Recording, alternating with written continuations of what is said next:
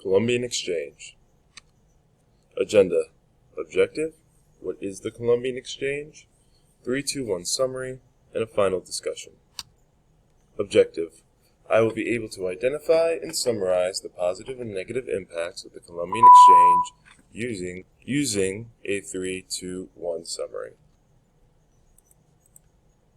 What is the Colombian Exchange? The Colombian Exchange was the transfer of foods, goods, diseases, and people between the New World, the Americas, and the Old World, Europe.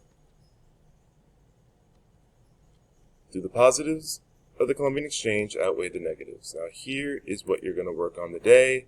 This is the Colombian Exchange 3-2-1 summary. Make sure you read the objective and your success checklist. Please read the different items that came from the Old World and the New World and vice versa. And then you're just going to fill out the graphic organizer. Please be sure that you submit this to Schoology by Friday. So if you don't finish it in class, it will become homework.